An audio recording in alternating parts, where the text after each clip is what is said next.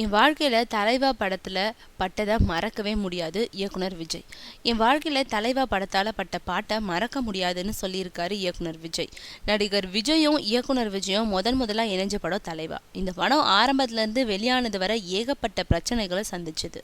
ஒரு வழியாக படம் வெளியாச்சு, படு தோல்வியை சந்திச்சுது. ஆனால் அந்த படம் வெளியாக முடியாமல் அரசியல் சூழலுக்குள்ள சிக்கிக்கிட்ட நேரத்தில் ரெண்டு விஜய்களும் வாயை திறக்கவே இல்லை. நடிகர் விஜய் என் படம் எப்படியாவது ரிலீஸ் ஆகணும், முதல்வர் நல்லவங்கன்னு மட்டும் சொல்லிக்கிட்டு இருந்தாரு. இயக்குனர் விஜய் இப்போதான் பேச ஆரம்பிச்சிருக்காரு. தலைவா அனுபவம் பற்றி அவர் சொல்லும்பொழுது, இப்போ நான் இயக்கும் சைவம் திரைப்படம் தலைவாவுக்கு முன்னாடி எடுக்கப்பட வேண்டிய படம்.